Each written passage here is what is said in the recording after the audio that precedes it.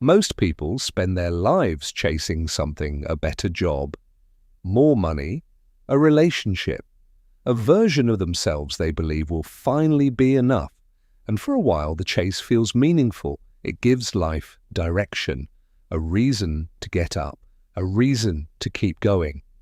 Yet something strange keeps happening.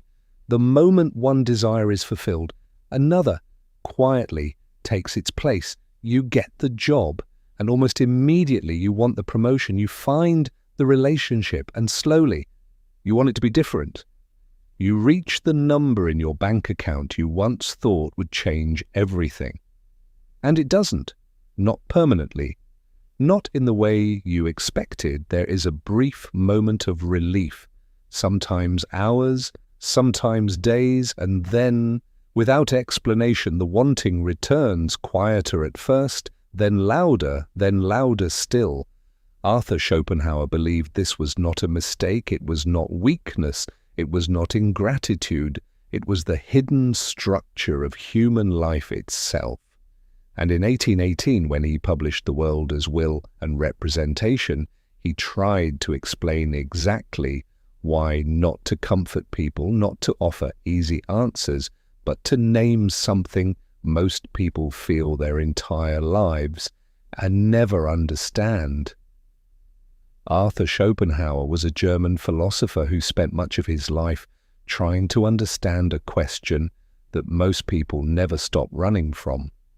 He was also among the first Western philosophers to share and affirm significant tenets of Indian philosophy, including asceticism, denial of the self, and the notion of the world as appearance. Why does satisfaction never seem to last?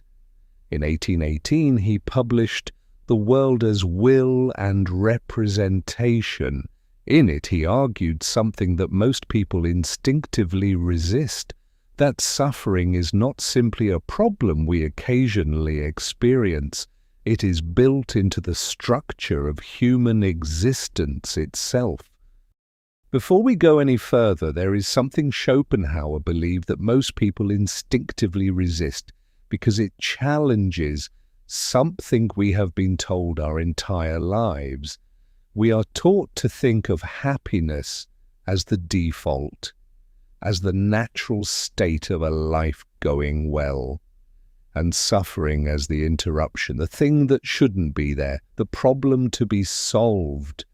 Schopenhauer argued the exact opposite. In The World as Will and Representation, he argued that suffering is the baseline, not the exception, the default, and pleasure, what we experience as happiness, as satisfaction, as relief, is not a positive state at all.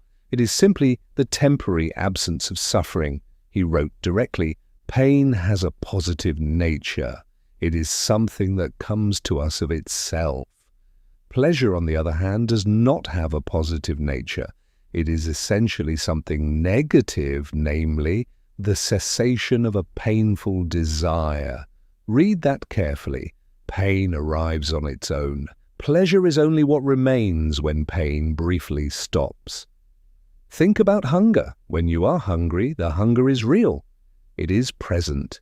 It demands attention. When you eat, you do not gain pleasure. You remove the hunger, and for a moment that removal feels good, but the hunger will return. It always returns.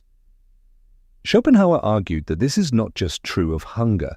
It is true of every desire, every ambition, every longing. The desire is real. The satisfaction is merely its temporary absence. And this is why getting what you want never feels as good as you expected. You were expecting a positive state, something added to your life. But what actually happened was the removal of a negative one. And removal even of real pain can only feel like relief, not joy, not fulfillment, relief. And relief by definition disappears the moment you stop noticing that the pain is gone. Now Schopenhauer went somewhere that most philosophers of his time refused to go. He didn't just describe the will as an abstract idea. He said, you can feel it right now, not as a concept, as a physical fact. In the world as will and representation, Schopenhauer argued that the human body is not separate from the will, it is the will made visible. The will made physical. Feel your heartbeat right now. You didn't decide for it to beat. You cannot stop it by thinking. It simply continues. Driving forward without your permission, without your awareness. That is the will. Feel the hunger when you haven't eaten, the restlessness when you haven't moved, the anxiety before something important, the pull towards certain people, the pull away from others. None of these required your conscious mind. They were already happening, already driving, already striving.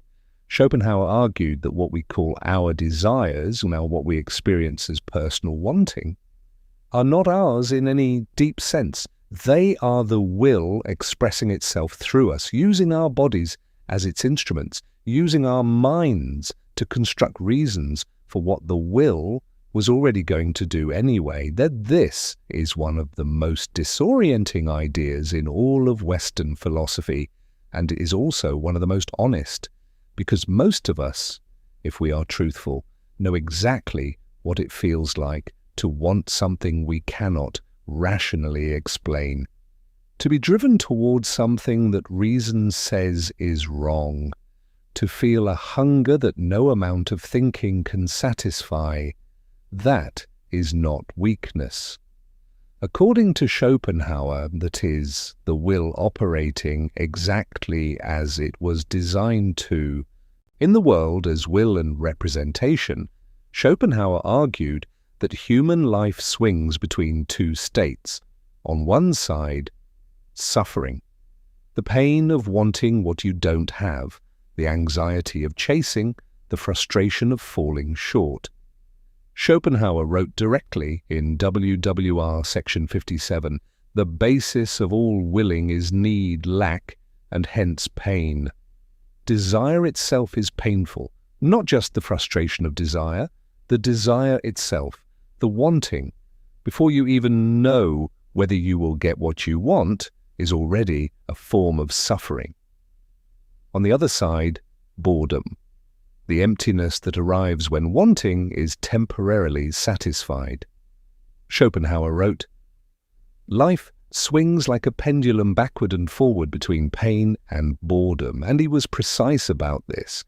When you have what you want, you become bored. Boredom, he argued, is not a minor inconvenience. It is, in his work, the sensation of the emptiness of existence. And so you begin to want again, to escape the boredom, which starts the cycle over.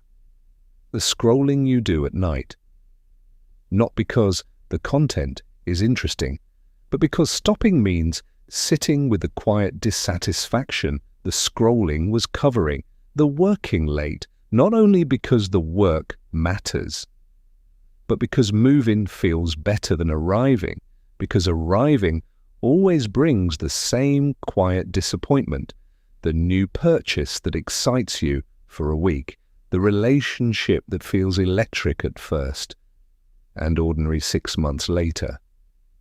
All of it, the same structure. Desire, brief relief, boredom, new desire, repeat. Now, the title of this chapter is The Problem Nobody Escapes, not the problem most people face, not the problem that's hard to solve. Nobody escapes. And Schopenhauer was specific about why. Most people assume if they just find the right thing, the right career, the right relationship, the right version of their life, the cycle will stop. The wanting will finally be satisfied. Schopenhauer spent years studying exactly this assumption. His conclusion was direct. The cycle does not stop because the cycle is not caused by the wrong choices. It is caused by the nature of the will itself. And the will, according to Schopenhauer, has no final satisfaction, no ultimate endpoint, no destination at which it arrives and rests. He wrote, "All satisfaction, or what is commonly called happiness, is always, really, and essentially negative only. It does not actually come to us. We must rather always achieve it anew."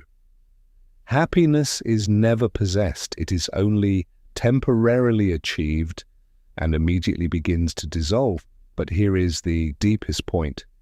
The reason nobody escapes is not only that the will has no goal, it is that you cannot step outside the will to observe it from a safe distance, because the will is not something you have. According to Schopenhauer, it is something you are. The hunger is you. The restlessness is you. The reaching, the striving, the wanting. This is not happening to you. This is you, and you cannot escape what you fundamentally are. This is the problem nobody escapes. Not because life is cruel, not because you made the wrong choices, but because the engine of suffering is the same engine that makes you alive. The will to live and the source of suffering are not two separate things. They are the same thing, seen from two different angles. Schopenhauer did not stop here. He went further. He asked whether genuine relief was possible, not permanent escape. He was too honest for that. But something real, something most people never find, not because it is hidden, but because finding it requires accepting everything this chapter has described. That is where we are going. In Chapter 2, we go inside the will itself, what it is, how it operates, and why Schopenhauer believed you can feel it directly, not as an idea, Eddie, but as the most immediate fact of your existence.